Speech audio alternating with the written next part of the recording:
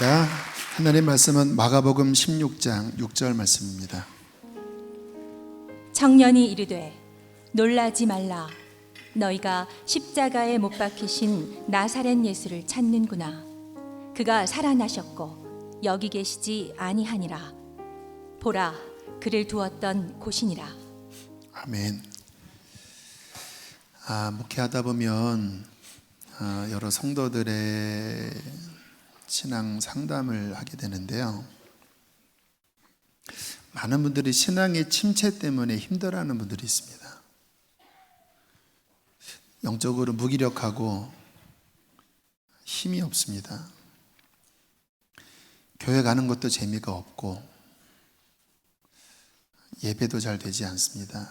이렇게 하소연하는 분들이 굉장히 많이 계셔요. 이 가운데에도 아마 적지 않은 숫자가 그러실 것 같아요. 또는 살면서 많은 문제들을 겪으면서 목사님, 돌파가 안 됩니다. 가정적인 부분, 또 영적인 부분에 이 문제가 해결이 안 됩니다. 해결이 안 된다라는 말은 눌려 있다라는 말이거든요. 마음은 답답하고 신앙의 기쁨은 없고 어떻게 해야 이길 수 있습니까? 그렇게 하소연을 합니다. 또 어떤 분들은 제가 자주 드리는 말씀이지만 교회를 오래 다녔는데 아직 믿음이 안 생기는 거예요.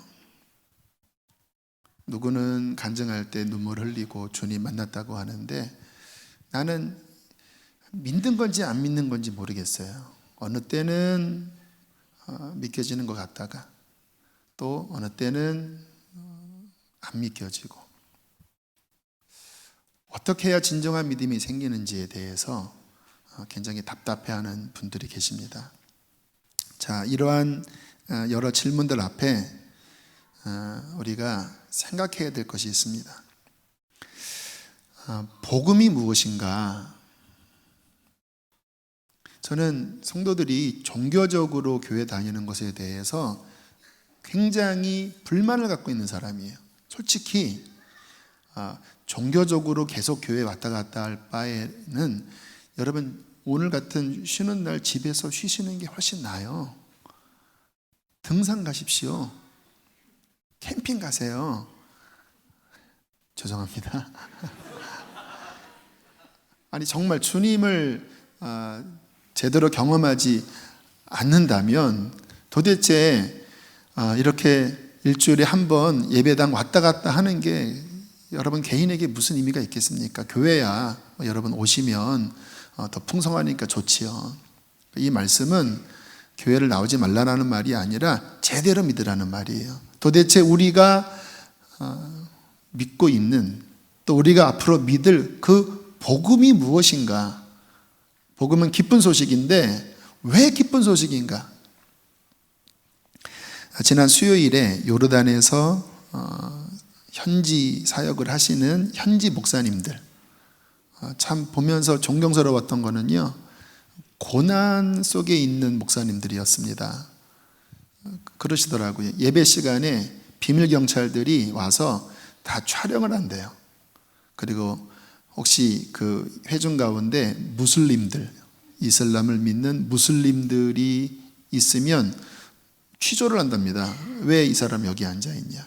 왜냐하면 무슬림들에게 전도를 하면 안 되거든요. 그러니까 늘 그러한 감시 속에 테러의 위협 속에 목회를 하니 그분들이 얼마나 쉽지 않겠습니까? 그런데 어떤 이야기를 하시냐면 지금 이 중동 지역 요르단에서 오셨는데 놀라운 부흥이 일어나고 있다는 거예요. 한 지역에서는 5만 명이 회심을 했답니다. 여러분 경기도 어느 마을에 5만 명이 일시에 회심을 했다고 하면 탑뉴스잖아요. 우리는 자유세계입니다. 복음 전도가 어렵지 않은 곳이에요. 그런데도 그런 일이 일어나기 쉽지 않은데 지금 요르단에서 그 억압 속에서 수많은 사람들이 복음의 문을 열고 있다는 거예요. 또 재밌는 이야기를 하시더라고요. IS가 크리스찬들만 박해하는 것이 아니라 같은 이슬람 중에서 시아파를 공격합니다. 이 IS는 순니파라고 하는 이슬람의 한 종파인데 순니파와 시아파가 서로 전쟁 중에 있거든요. 근데 시아파를 죽여요. 하도 이 난리를 피니까 이슬람의 지도자, 신학자와 함께 알자지라 그런 방송에 IS와 함께 대담을 했던 적이 있대요. 왜 대담을 했냐면 IS가 그랬대요. 도대체 너희들이 믿는 방식이 꾸란, 이 이슬람 정통교리에 맞는지, 우리가 믿는 게 맞는지 한번 이 꾸란을 바탕으로 해서 한번 서로 토론을 해보자. 그랬더니요, IS처럼 믿는 게 정통 이슬람 신앙이래요. 그게 아랍 전역에 생중계가 됐답니다. 그런데요, 그것을 본 많은 무슬림들이, 특별히 젊은 사람들이 그것을 보고 뭐를 깨달았냐면 우리가 알고 있는 이슬람이 평화의 종교가 아니구나. 이게 이슬람이라면 나는 이슬람을 믿지 않겠다. 굉장히 많은 사람들이 이슬람을 버리는 계기가 됐대요. 그리고 그 중에 많은 사람들이 교회로 몰려든다고 하는 거예요. 그러니까 어떤 목사님이 현대의 최고의 복음 전도자는 IS다 이런 얘기를 할 정도로 참 아이러니하지만 놀라운 일이죠. 지난 금요일 날 바실 목사님이 오셔서 귀한 간증을 해주셨는데 아무래도 이제 문화 차이 때문에 조금 더 생동감 있게 이야기하면 엄청난 이야기들을 하신 건데 그렇지 못한 게 좀 아쉬웠어요. 다 끝나고 3층 접견실에서 교제를 할 때 어떤 교수님이 오셨어요. 우리 교인이 아니고 이제 그 요르단에서 몇 년간 그 선교 사역을 하셨던 교수님이 그런 얘기를 하시더라고요.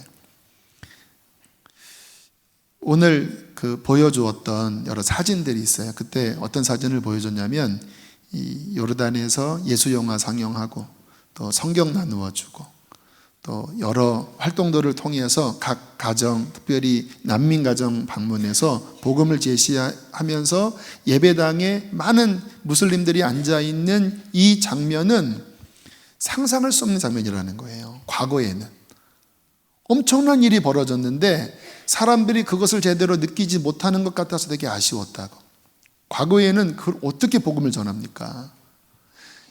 2013년 전까지만 해도 그 지난 금요일 오신 그 목사님 이 목회 현장은 굉장히 어려웠대요. 사람도 많지 않았고. 그러나 신실하게 복음을 붙잡고 사역을 하셨는데 2013년 이후에 이 중동의 IS 또 여러 전쟁으로 인하여 난민들이 요르단으로 몰려온 거예요.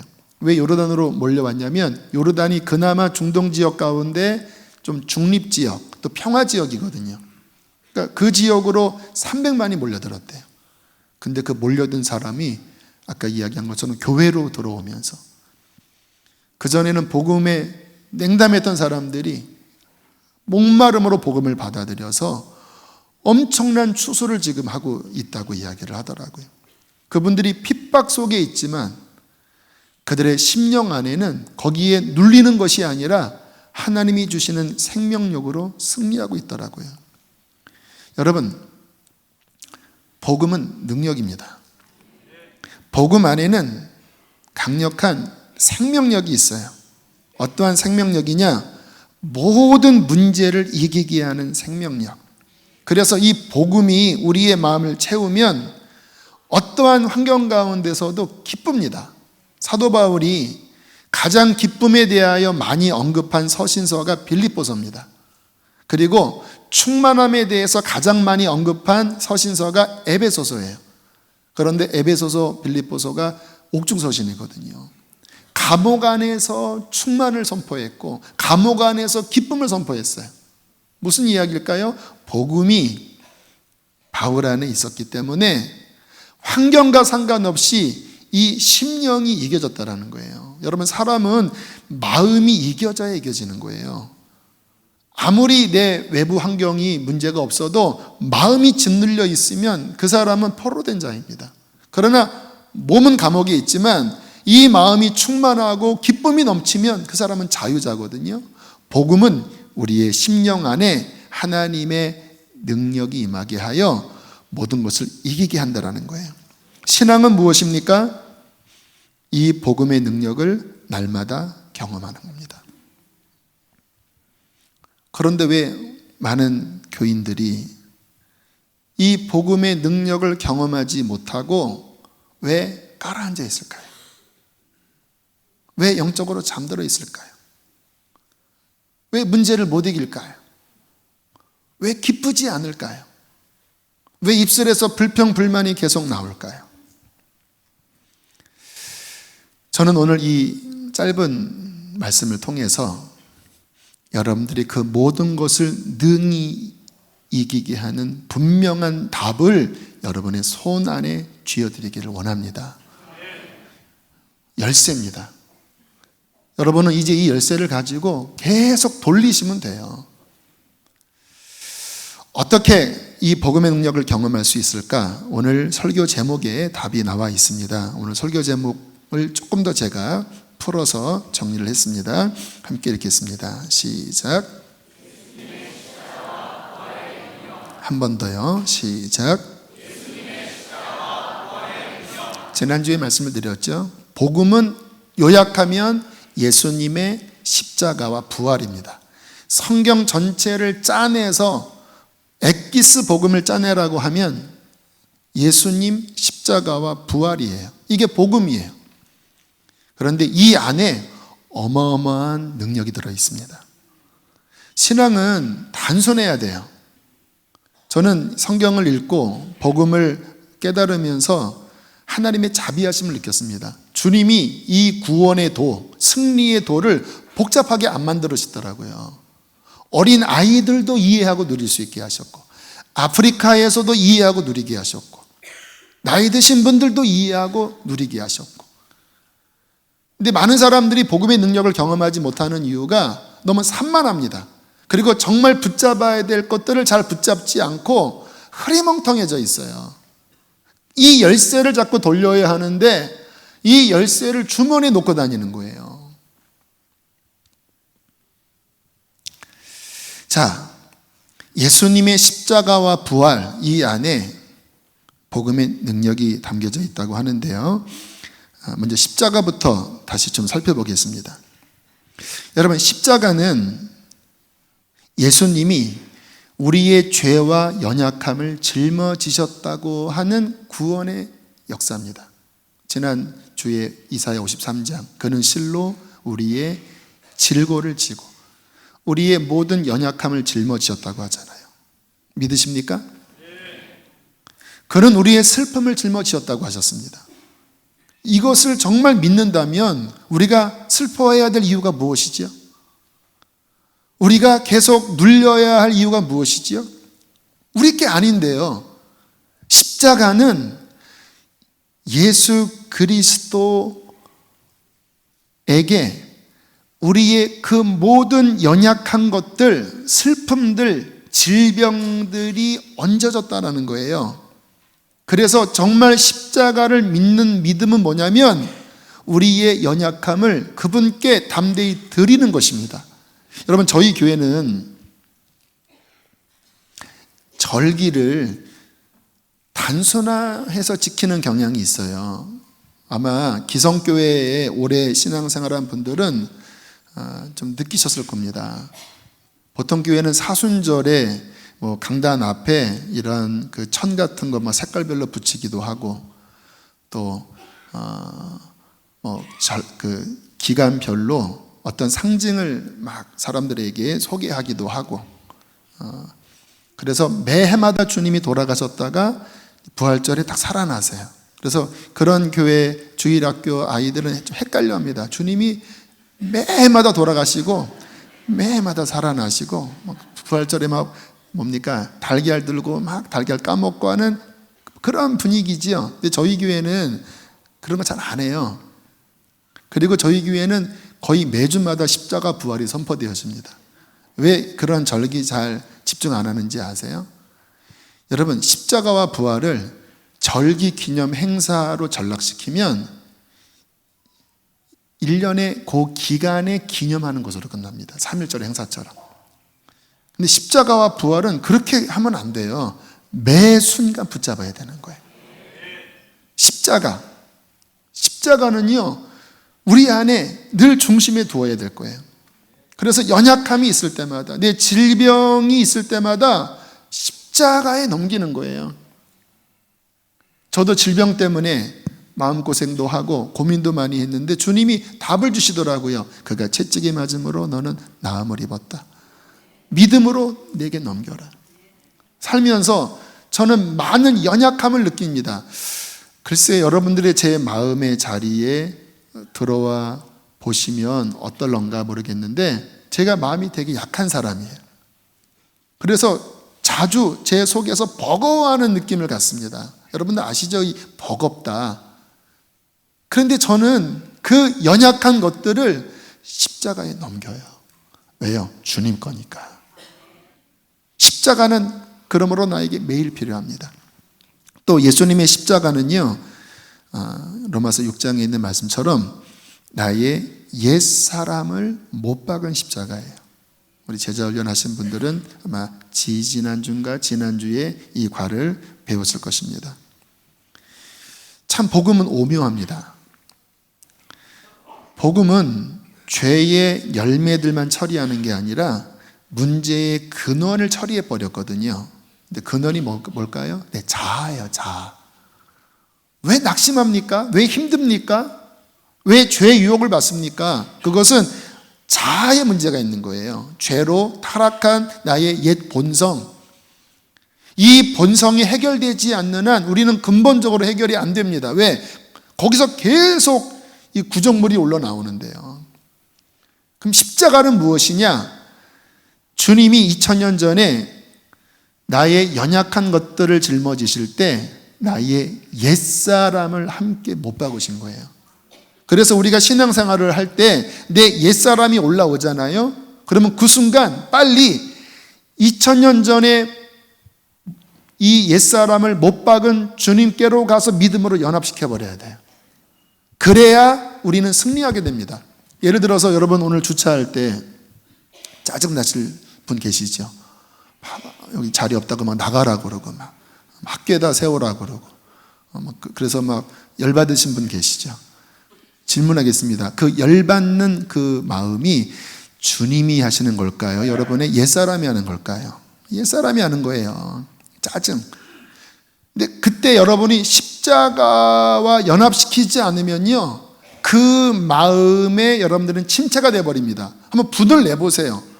막 하면서 이렇게 막 안내하는 사람에게, 그분들 다 봉사하는 분들이잖아요. 막 버럭 화를 내보세요. 자리 없다니까 하면서 성질 내보세요. 오늘 예배 안 돼요.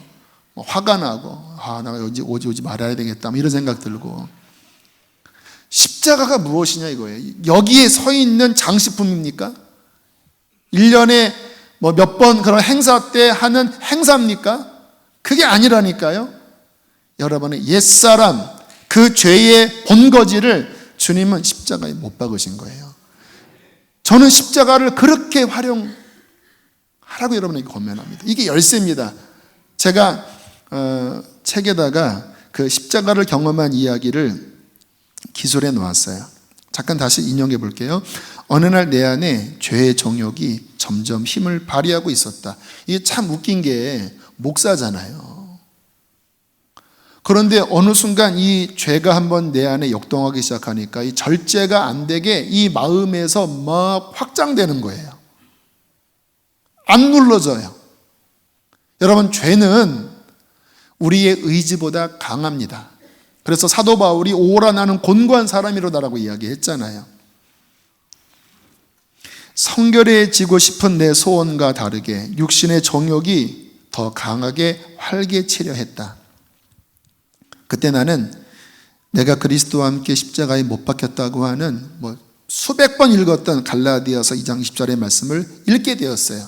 제 사택에서 이 식탁 위에서 읽고 있었습니다. 나는 그 순간 내 안에 있는 죄의 정욕에게 이 진리를 믿음으로 선포했다. 너는 예수님과 함께 죽었어. 내 삶은 그리스도와 함께 있어. 내 생명은 예수야. 몇 분간 진리를 믿음으로 선포하자 조금 전까지 마음을 잠식하고 있었던 죄의 정욕이 순식간에 힘을 잃었다. 여러분, 그렇게 눌러도 해결이 안 됐던 이 마음의 죄의 힘이 십자가로 가져가는 순간, 믿음으로 연합시키는 순간 갑자기 힘을 잃은 거예요. 누가 역사한 걸까요? 예수 그리스도. 십자가. 저는 여러분들에게 권면합니다. 여러분 사시면서 끊임없이 이 육신의 소욕이 죽을 때까지 여러분을 괴롭힐 것입니다. 만약에 여러분이 거기에 무방비 상태로 자신을 방임해버리면요, 영적으로 잠듭니다. 육신의 생각은 사망이라고 그랬어요. 너희가 육신대로 살면 반드시 죽을 것이라고 했어요. 신앙에 메가리가 없는 거예요. 기쁨이 없어요. 왜요? 여러분은 옛사람의 소욕으로 사는 거예요. 무엇이 문제일까요? 십자가를 왜 붙잡지 않냐 이 말이에요.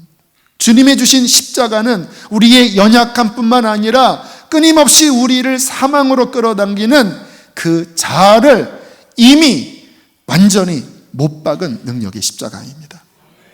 그러니까 여러분들이 날마다 이 십자가 앞에 나아가고 선포하고 믿음으로 연합시킨다면 주님의 십자가는 예수만 죽이신 게 아니라 여러분도 죽이실 것입니다. 자, 두 번째 부활입니다. 자, 십자가는 죽이는 거라면 부활은 이기는 힘을 주는 생명입니다. 그래서 이 둘은 한 세트예요. 어떤 분은 이렇게 설교를 들어보니까 너무 부활을 강조한 나머지 십자가에 대해서는 좀 축소시키려고 하는 경향이 있더라고요. 저는 그런 메시지를 들으면서 이거 아닌데 진리에서 벗어나는 이야기인데, 물론 부활을 강조하시는 거는 굉장히 훌륭하지만 십자가를 약화시키면 안 되는 거예요. 이게 같이 가야 합니다. 십자가는 내 연약함, 내 죄, 자아에 적용시켜야 될 거고요. 부활은 뭐냐면 그 다음에 살아내는 힘이 역사될 때 바로 예수의 부활이 적용되어져야 된다는 거예요. 자, 오늘 본문에서 예수님이 부활하셨습니다. 천사가 그 무덤가에 찾아온 여인들에게 이렇게 말씀하셨습니다. 함께 읽겠습니다. 시작. 놀라지 말라. 너희가 십자가에 못 박히신 나사렛 예수를 찾는구나. 그가 살아나셨고 여기 계시지 아니하니라. 주님이 살아나셨어요. 이것이 기독교 신앙의 근간입니다. 부활 무너지면 다 무너지는 거예요. 주님께서 부활하심으로 그 메시아라는 것을 선포하셨습니다. 하나님이 도장 찍은 거예요. 그래서 기독교는 예수의 부활 위에 놓여져 있어요. 그 부활을 믿음으로 우리는 구원을 받는 거예요. 성경을 보면 구원 얻는 믿음은 예수 그리스도가 죽은 자 가운데서 살아난 것을 믿을 때 구원받는다고 이야기를 해요. 여러분 부활을 믿으십니까? 구원 받으신 거예요. 부활이 안 믿겨집니까? 아직 구원받지 않은 거예요. 자, 일단은 그 기초적인 부분은 조금 지나가고, 자, 부활을 믿는 분들에게 이야기를 할게요. 이 부활을 믿을 때도 사람들이 이 부활의 능력을 제대로 활용을 안 해요. 예수님이 부활하셨습니다. 나는 믿습니다. 그런데 중요한 것은 뭐냐면 지금 내 삶의 이러한 문제 앞에 이 부활은 도대체 무슨 의미가 있냐라고 질문을 하셔야 돼요. 아까 서두에 질문을 했지요. 나는 침체됐습니다. 나는 지금 이러한 문제를 못 이기겠습니다. 어떻게 하면 좋지요? 라고 질문하는 많은 분들이 있다고 했잖아요. 그 상태 가운데 도대체 부활은 무슨 의미가 있는가? 무슨 힘이 있는가? 이 질문을 분명하게 하고 그 다음에 부활의 능력을 깨달을 때 이 부활은 여러분을 일으키는 것입니다. 사도 요한이 예수님의 12제자 중에 한 명이지요. 복음을 전하다가 옥에 갇혔습니다. 그리고 밤모섬이라고 하는 섬에 유배되어 있었어요. 그때 주님께서 그 유배되어 있는 요한에게 찾아오셔서 이렇게 말씀을 하십니다. 계시록 1장 17절로 18절입니다. 두려워하지 말라. 나는 처음이요 마지막이니 곧 어떤 자라고요? 살아있는 자라. 내가 전에 죽었었노라. 그러나 볼지어다 이제는 세세토록 살아있어 나는 사망과 음부의 열쇠를 가졌다. 이 대단한 말씀이에요. 여러분, 이 시기는 이제 엄청난 핍박이 몰려오고 있는 시대였어요. 물론 이미 이 전까지도 많은 순교가 있었고 믿는 자들이 굉장한 지금 IS가 크리스찬을 죽이는 것보다 훨씬 혹독한 시련이 있었지만 이 시점 이후에는 더 엄청난 이제 로마 황제들의 이 포갑 앞에 기독교가 거의 땅에서 박멸될 위기에 처한 그러한 시기인 거예요. 요한계시록은 이제 그러한 교회들을 믿음으로 준비시키는 거고, 또 이 주님의 이 계획은 뭐냐면 앞으로 마지막 시대가 적그리스도를 통하여 그런 엄청난 핍박 앞에 교회가 통과되어야 될 것을 미리 내다보시고, 그러니까 그 2000년 전 당시의 교회에게 격려의 말씀을 하시면서 동시에 계시록을 통하여 마지막 시대를 살아가는 핍박 중에 있는 교회에게 격려하시기 위해서 이 말씀을 주신 거예요. 이게 더블 렌즈입니다. 그러니까 같은 사건인데 초대교회의 현장과 또 마지막 때가 함께 이렇게 오버랩되는 거예요. 근데 그때 주님이 하신 말씀이 이 문제가 없을 거다, 환란이 없을 거다 이렇게 말씀하지 않아요. 뭐라고 말씀합니까? 나는 살아있는 자다. 전에는 죽었지만 이제 세세토록 살아있어 나는 사망과 음부의 열쇠를 가졌다. 무슨 의미일까요? 나를 믿는 거는 과거의 위인을 기념하는 게 아니라 지금 살아있어서 너와 함께하는, 너에게 이김을 주는 부활의 주를 믿는 것이다. 여러분, 예수님께서는 부활의 능력으로 우리와 함께 하십니다. 이 부활의 중요한 의미는 승리하셨다는 의미예요. 주님께서 십자가 지시고 죽으실 때 우리들이 오해하지 말아야 될 게 뭐냐면, 예수님이 아무튼 사탄이라고 하는 이 적대자와 싸워서, 죽음이라고 하는 적대자와 싸워서 그 예수님이 하여튼간 3일 만에 가까스로 이기셨구나라고 생각을 하면 안 돼요. 여러분, 예수님은 이 사탄, 이 쪼무레기들과 싸울 군번이 아니세요. 창조주인데요. 욥기에 보면요, 하나님의 호출 앞에 사탄이 쪼르륵 그 앞에 대령합니다. 너는 땅에 돌아다녀 봤냐 했더니 막 벌벌 떨면서 네, 다녀봤습니다. 너 욥 보았냐? 예, 보았지요. 이게 주종관계예요. 예수님이 하나님이잖아요. 예수님이 이 땅에 오셔서 죄와 싸우시고 사탄과 싸우시고 그리고 죽음에서 부활하신 것은 그분 자신을 위한 게 아닙니다. 우리를 위한 거예요. 우리를 대표해서 인간이 되신 거예요. 우리를 대표해서 사탄과 싸우신 거예요. 그리고 우리를 대표해서 죽으셨다가 우리를 대표해서 부활하신 것입니다. 왜요? 이제 그를 믿는 모든 자들 안에서 이 승리의 주님이 역사하여 이기게 하시려고. 자, 거듭남에 대해서 한번 부활과 적용을 해볼게요. 자, 아까 다시 그 초보 단계로 좀 들어갑니다. 저는 거듭남을 굉장히 소중하게 생각합니다. 왜요? 일단 태어나야 되잖아요. 이 교회는 이 거듭나서 생명을 얻는 곳으로 시작되는 거거든요. 저는 여러분들의 구원에 관심이 되게 많다라니까요. 오늘 메시지의 핵심은 아니지만 이 부활과 거듭남을 연결시켜 볼게요. 이 거듭남은 죽었던 영이 살아나는 거거든요. 근데 어떻게 죽었던 영이 살아나는가? 자, 에베소서 2장 5절 6절에 이렇게 말씀합니다. 한번 읽어보겠습니다. 시작.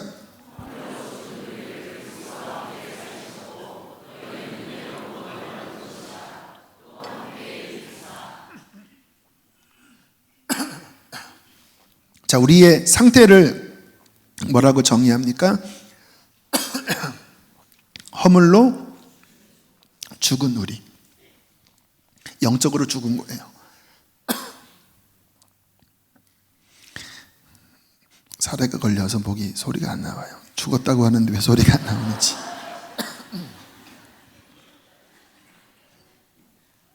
죽어 있었어요. 그래서 하나님이 안 느껴지는 거예요.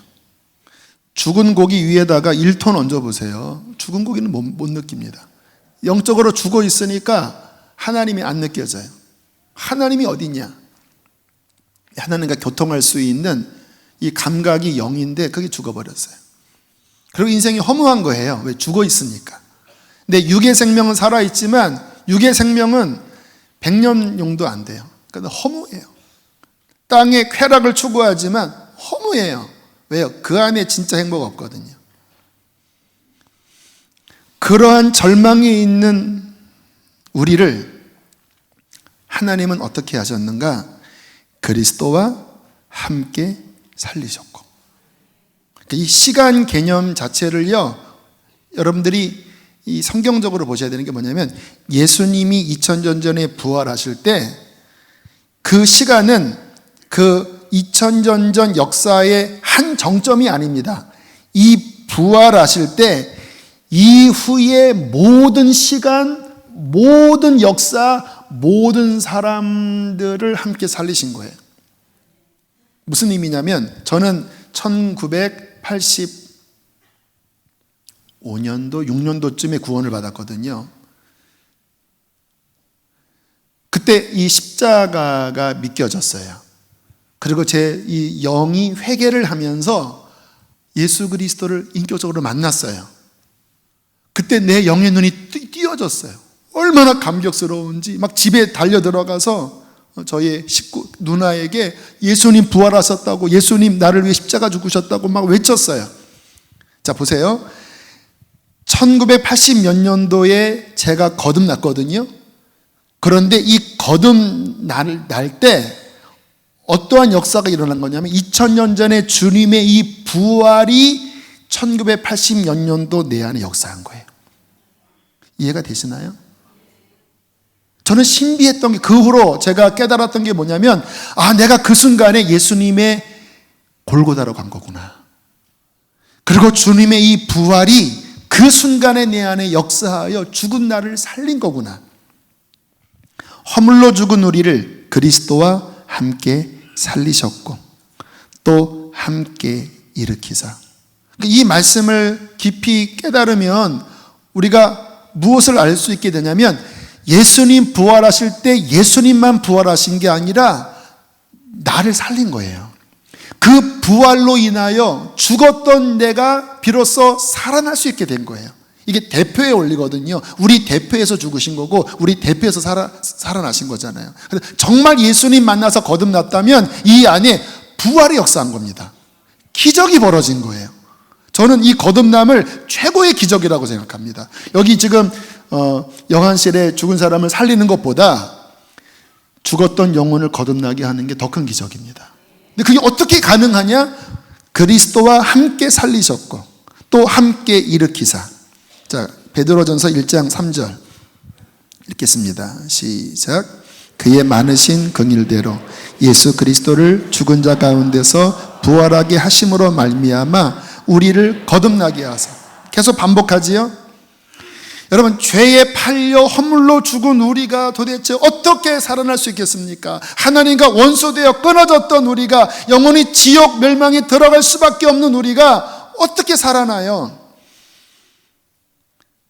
예수 그리스도가 십자가로 우리의 죄를 구속하시고 그리고 3일 만에 죽은 자 가운데서 부활하실 때 죄에 팔려 죽은 우리가 그의 은혜 아래서, 그의 긍휼 안에서 함께 살아난 것입니다. 그러므로 예수의 부활은 곧 우리의 부활입니다. 놀라운 소식이에요. 결코 부활절에만 기념해야 될 소식이 아닙니다. 매일 외쳐야 될 소식이에요. 매일 우리를 승리하게 하는 열쇠입니다. 자, 부활에 있어서 또 하나 중요한 부분이 있어요. 굉장히 실제적인 부분인데요. 제가 죄와 싸울 때 제 책에 쓴 내용에 이 옛사람에는 십자가를 선포했다고 그랬잖아요. 너는 그리스도와 함께 못 박혔다. 너의 옛 생명은 그리스도와 함께 못 박혔다 하고 죄의 정욕을 죽였거든요. 그런데 그 다음에 뭐라고 외쳤냐면 내 생명은 예수다. 이제 내 안에서 나를 승리하게 하는 힘은 예수다. 그 말은 뭐냐면 예수의 그 부활의 생명이 나를 걸어간다. 잘 보세요. 여러분들 우울한 분, 힘든 분, 죄에 시달리는 분, 삶에 의욕이 없는 분들. 그게 왜 그렇지요? 이게 죄의 권세, 육신의 소욕, 사탄의 지배 아래에 있는 반응들입니다. 죽음의 냄새들이에요. 십자가로 이것을 다 묶어서 넘겨버리고 그 다음에 이제 나를 살게 하는 힘은 더 이상 옛날에 부모에게 태어난 그 존재가 아니라니까요. 이 부활하셔서 내 안에 계신 하나님의 생명, 예수의 생명. 이거 어떻게 비유할 수 있을까요? 좋지 않은 비유지만 그래도 여러분들 한번 좀 느껴보라고 좋지 않은 비유지만 이렇게 대우를 합니다. 이 마약 같은 거를 맞으면 그 마약 성분 때문에 이렇게 황홀한 그런 게 있다고 하잖아요. 저 해보지 않았어요. 여기 해보신 분 그거 아시죠? 왜? 그 마약 성분 때문에 내 안에 그 오감이 그 마약 성분으로 인하여 굉장한 엔돌핀, 어떠한 힘을 발휘합니다. 그래서 이 마약 먹고 막 별짓 다 하는 사람이 있어요. 하물며 그 양귀비에서 추출한 어떠한 약물 성분으로 인하여 단기간에 그 사람의 어떤 삶에 활력을 준다면, 물론 그것은 악한 거기 때문에 그 다음에 중독을 시키잖아요. 하늘의 생명이 내 안에 들어와 죽음을 이기게 하는 그 예수의 부활의 생명이 내 안에서 나를 이끌어 간다면 이 생명은 도대체 나를 얼마나 기쁘게 하겠습니까? 이 생명은 도대체 얼마나 나를 승리하게 하겠습니까? 이 생명이 도대체 나를 얼마나 복된 길로 인도하겠습니까? 저는 척박한 환경 가운데 살다가 예수님 만나고 성령의 충만함을 받은 다음에 굉장히 긴 시간 투쟁을 했습니다. 나의 그 옛사람, 저의 그 척박한 환경에서 맺어졌던 그 가정적인, 그 내면적인 좋지 않은 열매들과 굉장히 힘든 싸움의 시간을 가졌어요. 그 힘든 싸움의 시간에 십자가에 계속 연합하는 시간, 물론 많이 넘어졌지만 한 번 실패한다고 실패한 건 아니잖아요. 100번 실패한다고 실패한 건 아니에요. 왜? 100번 실패해도 내 안에 십자가와 부활이 분명하다면 그 십자가와 부활은 나를 이기게 할 것이기 때문에 그렇게 싸우다가 점점 그러한 죄악들을 소멸하고, 그리고 제 안에 그 부활의 생명을 힘입고 여기까지 온 거예요. 여전히 나 자신은 연약합니다. 지혜가 없어요. 그러나 저는 매 순간마다 이렇게 기도합니다. 주님, 제 안에 주님의 생명이 계십니다. 그리고 저는 당신께 귀를 기울이겠습니다. 저를 이끌어 주십시오. 물론 100% 그렇게 살지 못할 때가 많아요. 솔직하게. 그러나 저는 답을 알아요. 무슨 열쇠를 돌릴 때 내가 나의 연약함, 나의 무기력에서 일어나고 내 삶에 일어나는 이 수많은 환경들, 개척한 지 6년 8개월 됐습니다.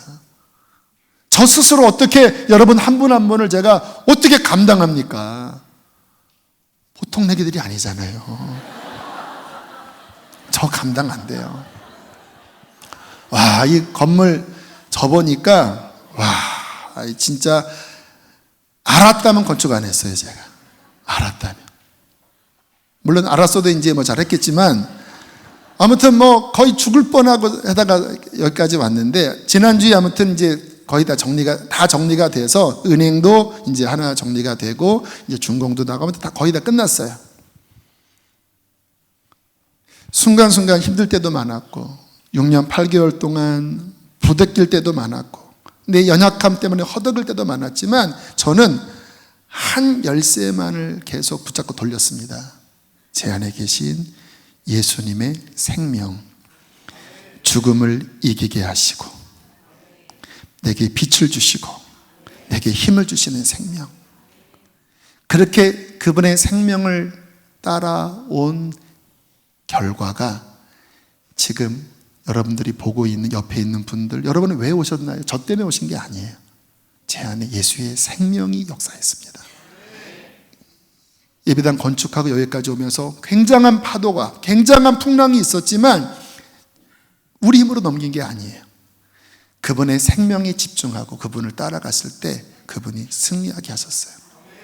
물론 그 순간순간 나를 죽음에 넘길 수밖에 없는 절망적인 모든 것들이, 어려움들이 있었지만 그때마다 십자가와 연합하고 또 주님을 따라갈 때 주님은 여기까지 오게 하셨어요.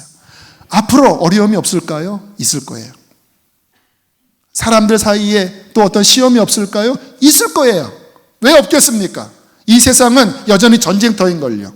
여전히 우리의 연약함이 있는걸요. 그러나 저는 열쇠가 있어요.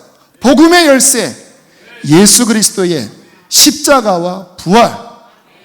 어둠은 십자가에 연합시키고 그리고 내 안에 역사하는 그 예수의 생명을 날마다 붙잡고 그 생명을 따라가면 그 예수의 생명은 오늘도 무덤을 뚫고 나가는 거예요. 여러분의 우울함, 답답함, 영적인 침체들 다 사망 권세들이잖아요. 무엇으로 이길까요? 여러분 안에 여전히 함께하고 계신 그 부활의 생명을 의지하고 붙잡을 때 주님은 우리를 이기게 하실 것입니다. 그래서 사도 바울은 고린도후서 4장 7절부터 11절 이렇게 말씀했습니다. 우리가 이 보배가 생명입니다. 질그릇에 가졌으니, 우리 육체가 질그릇이에요. 보잘것 없다라는 거지요. 이는 심히 큰 능력은 하나님께 있고 질그릇 같은 우리에게 있지 아니함을 알게 하려 함이라. 우리가 사방으로 우겨쌈을 당하여도 쌓이지 않아요.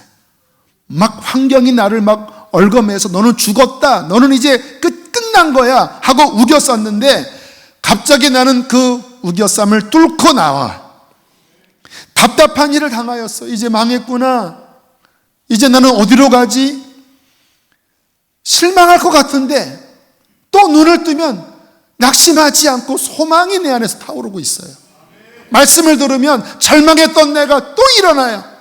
기도하면 또 내 안에 힘이 주어져요. 박해를 받아도 버림받지 않아요. 내 인생의 그 어려움 중에 버림받은 것 같은데 하나님이 나와 함께 하셔요. 거꾸로됨을 당했어요. 사람들에게 모함을 당했고 사람들에게 조롱을 당했는데 내 인생은 오뚜기처럼 다시 일어나요. 함께 10절 읽겠습니다. 시작. 우리가 항상 예수의 죽음을 몸에 짊어짐은 예수의 생명이 또한 우리 몸에 나타나게 하려 함이라. 할렐루야. 죽음을 날마다 짊어지지만 동시에 예수의 생명이, 부활의 생명이 우리 질그릇 안에서 승리하게 한다라니까요. 사도 바울처럼 이 십자가와 부활을 날마다 붙잡고 살아갈 때 어느 기간에는 깜깜한 밤 같고 추운 겨울 같아서 열매가 없어 보이지만 우리 안에 이 십자가와 부활을 여러분이 붙잡고 순종하며 나간다면 반드시 꽃이 피고 열매를 맺을 것입니다. 1885년 4월 5일 부활절 그날 이 땅에 언더우드 아펜셀러 선교사가 첫 선교사로 조선 땅을 밟았습니다. 1885년 4월 5일 부활절 주일 그날에 특별히 언더우드 선교사가 열심히 선교사역 하다가 열매가 맺어지지 않아서 너무 힘들었어요. 1907년에 이러한 시를 썼다고 합니다. 오 주여, 지금은 아무것도 보이지 않습니다. 메마르고 가난한 땅, 나무 한 그루 시원하게 자라오르지 못하는 이 땅에 저희들을 옮겨와 심으셨습니다. 그 넓은 태평양을 어떻게 건너왔는지 그 사실이 기적입니다. 주께서 붙잡아 뚝 떨어뜨려 놓으신 이곳, 지금은 아무것도 보이지 않습니다. 보이는 것이라고는 고집스럽게 얼룩진 어둠뿐입니다. 어둠과 가난한 인습에 묶여있는 조선 사람들 뿐입니다. 조선의 마음이 보이지 않습니다. 그리고 저희가 어떻게 해야 할 일이 보이지 않습니다. 그러나 주님, 순종하겠습니다. 지금은 우리가 황무지 위에 맨손으로 서 있는 것 같사오나, 지금은 우리가 서양 귀신 양귀자라고 손가락질을 받고 있사오나, 저들이 우리와 하나인 것을 깨닫고 하늘나라의 한 백성 한 자녀임을 알고 눈물로 기뻐할 날이 있음을 믿나이다. 지금은 예배드릴 예배당도 없고 학교도 없고 그저 경계의 의심과 멸시와 천대함이 가득한 곳이지만 이곳이 머지않아 은총의 땅이 되리라는 것을 믿습니다. 주여, 오직 제 믿음을 붙잡아 주소서. 100년이 넘게 흘렀습니다. 그 아름다운 열매가 이렇게 한국 땅에 맺어졌어요. 그리고 열방을 향하여 나아가고 있어요. 무엇이 가능하게 했죠?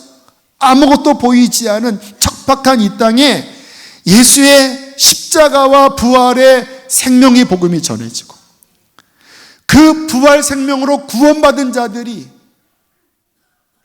제사를 지내는 그 우상의 가정 안에서 싸워가면서 돌팔매질하는 그 핍박을 복음 전도자들이 싸워 이겨나가면서 이 생명을 붙잡았을 때 예수의 생명은 이 조선 땅에 흑암을 뚫고 복음의 놀라운 생명의 꽃과 열매를 맺게 한 것입니다. 사랑하는 성도 여러분, 이제 마지막으로 우리가 중요하게 생각해야 될 것이 있어요. 예수님이 요한복음 10장 10절에 이렇게 말씀을 하셨어요.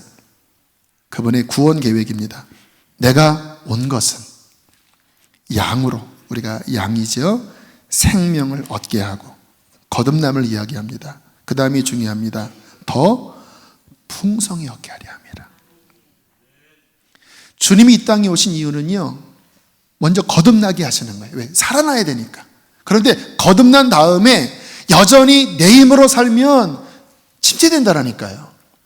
주님의 구원의 진정한 목적은 뭐냐면 그 부활 생명이 더 풍성해져서 그 부활의 생명의 능력으로 정말 여러분의 가정을 변화시키고 이 땅을 변화시키고 열방을 변화시키는 그 부활 생명의 능력자가 되기를 주님은 원하시는 거예요. 요한복음 15장 4절, 내 안에 거하라, 나도 너희 안에 거하리라. 승리의 비결은 무엇입니까? 예수님 안에 거해야 돼요. 주님이 우리 안에 거하시는 거예요. 주님이 우리 안에 거하고 내가 주님 안에 거하는 핵심은 무엇입니까? 십자가와 부활이 계속 중심에 있어야 돼요. 주님을 따라갈 때 또 금방 여러분 일어나서 나가면 또 내 자아가 격동합니다. 막 짜증나고 막 불평이 나오고. 왜 그거를 방치하냐 이 말이에요. 십자가가 어디 있습니까? 여러분 안에 십자가가 계속 서 있게 하세요. 그때마다 주님, 나는 주와 함께 죽었습니다. 슬픔이 몰려올 때마다 십자가에 넘기고, 그리고 주님을 바라보면서 예수의 생명 내 안에 더 채워주십시오. 내가 오늘도 사람 만날 때 주님의 생명을 따라가겠습니다. 내가 말을 할 때도 주님의 생명의 말을 따라가겠습니다.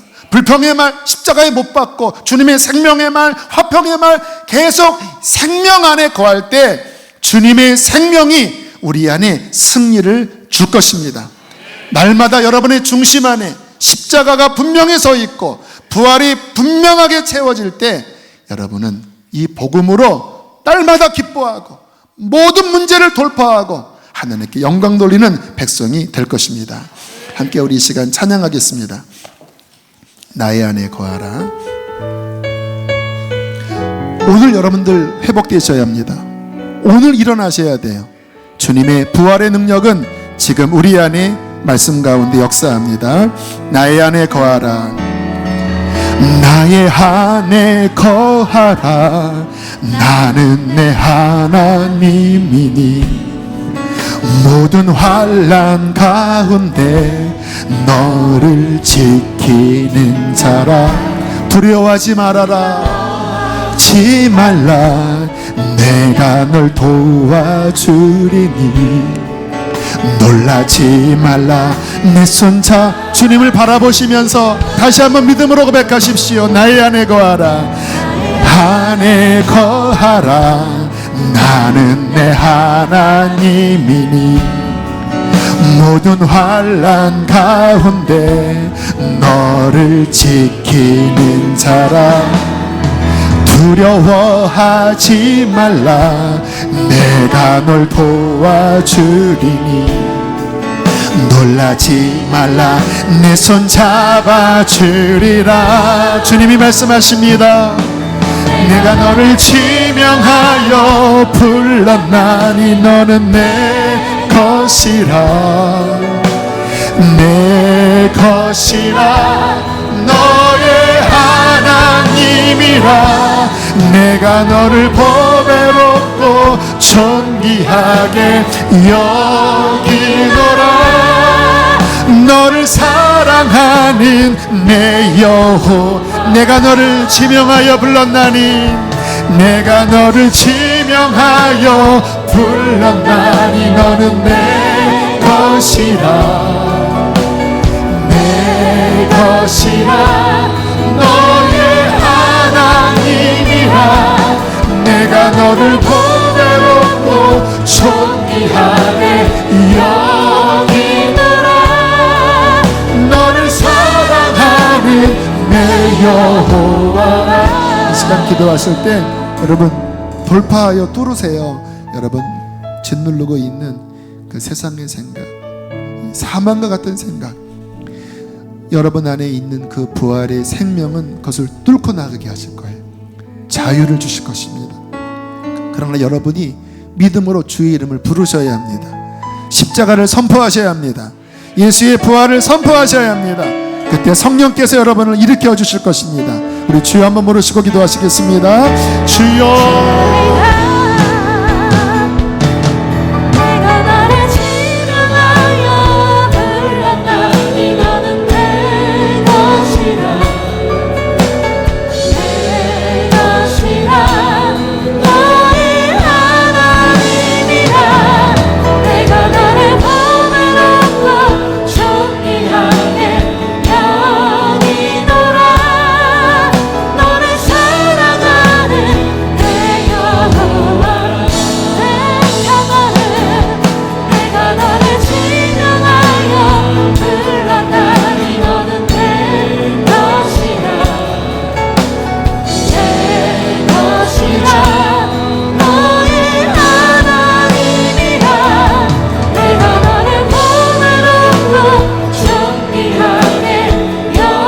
다시 한번 기도하실 때 주님 내가 일어나게 하여 주십시오.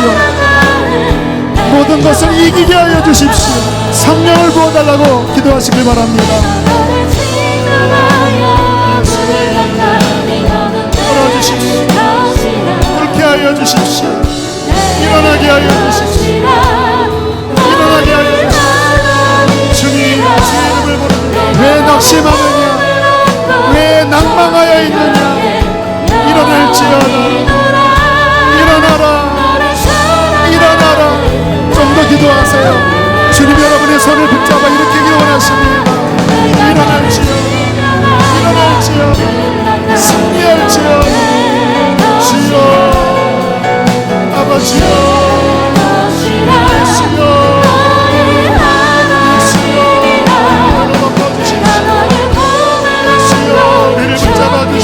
여러분의 손을 붙잡아 달라고 내미세요. 부활의 주님이 여러분의 손을 이끌어 달라고 주님 앞에 손을 내밀고 간절하게 기도하시길 바랍니다. 예수님, 예수님, 사망과 같은 이 모든 낙심에서 일어나게 하여 주시고 우리의 손을 붙잡아 주세요. 우리의 손을 붙잡아 주세요. 주님 찬양합니다. 우리 주님 찬양합니다.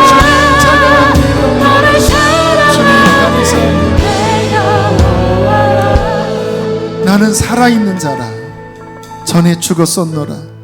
볼지어다 이제 세세토록 살아있어 사망과 음부의 열쇠를 가졌노라. 주님, 부활의 주님이 2000년 전에 갈보리 언덕에만 있는 것이 아니라 지금 내 안에 있음을 믿습니다. 주님은 나를 오늘도 이기게 하십니다. 오늘도 내 영을 일으키십니다. 주님, 주의 이름을 부르오니 주의 생명으로 나를 충만하게 채워주시어서 하나님 모든 것을 뚫고 나가게 하여 주시고 하나님의 영광의 빛을 발하는 주님의 사랑스러운 아들, 딸이 되어지게 하여 주십시오. 더 이상 슬픔이 나를 붙잡지 않게 하시고 낭만과 좌절이 나를 누르지 않게 하여 주시고 하늘나라가 내 안에 임하여 항상 기뻐하며 감사하며 살게 하여 주시옵소서. 아버지, 성찬을 받습니다. 주님의 이 살과 피를 통하여 다시 한번 주의 부활 생명을 누리게 하여 주시옵소서.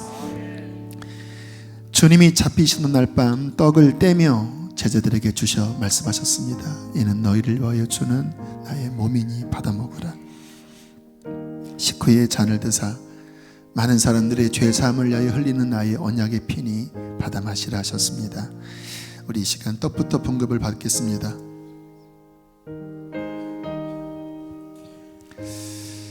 먼저 드시지 마시고 오늘 말씀을 기억하시면서 좀 더 기도했으면 좋겠어요. 예수님이 우리에게 당신의 살을 주셨다고 하는 것은 생명을 주신 거예요. 왜요? 이제 너는 나로 살아라. 내가 너의 힘이 될 것이고 내가 너의 허기진 영혼을 채울 것이고 내가 너의 기쁨이 될 것이고 내가 너의 빛이 될 것이다. 우리 윤복희 권사님이 여러분이라고 하는 서울 가요제 노래를 통해 대상을 받았는데요. 실은 주님과 교제하면서 지은 노래라고 해요. 누가 나를 위로해 줄까? 어두운 밤 험한 길을 걸을 때 내가 너의 벗이 되고 내가 너의 빛이 되고 내가 너의 힘이 되겠다고 하는 그 주님과의 어떠한 고백을 노래를 만들어서 가요제에 나갔어요. 여러분, 주님이 여러분 안에 친구가 되십니다.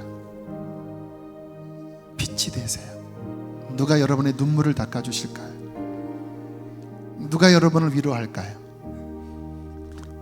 여러분 안에 생명으로 계신 예수 그리스도, 그분을 믿음으로 바라보는 거예요.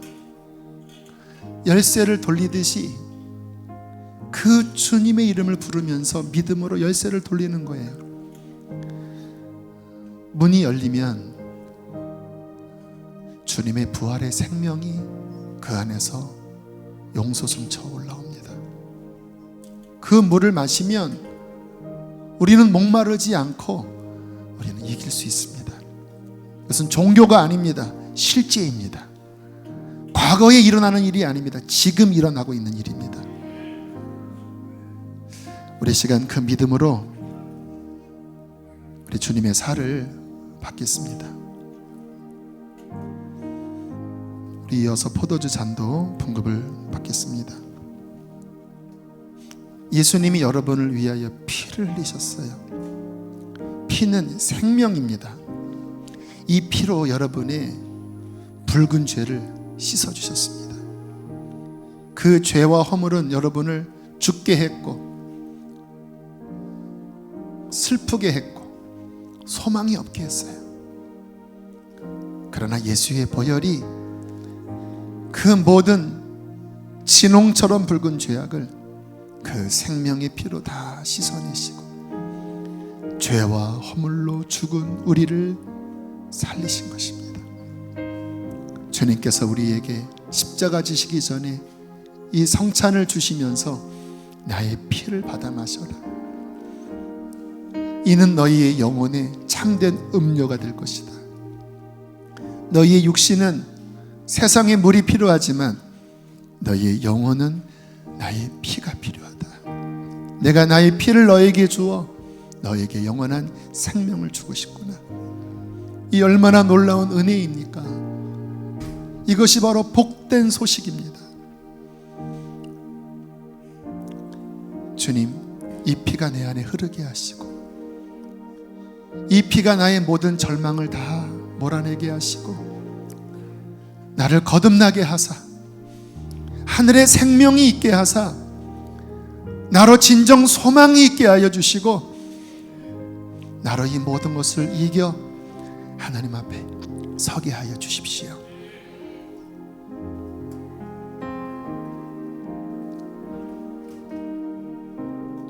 주님, 주님, 예수님, 감사합니다. 감사합니다. 아버지, 예수님을 생각하십시오. 예수님을 생각하십시오. 그분을 믿으십시오. 여러분의 마음으로 예수님을 부르십시오. 그것이 구원입니다.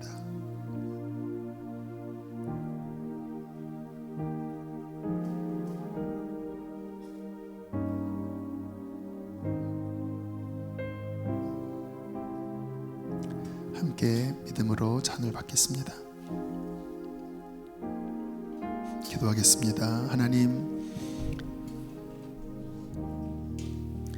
예수님의 십자가와 부활로 우리를 살게 하셨고 우리를 이기게 하시니 감사합니다.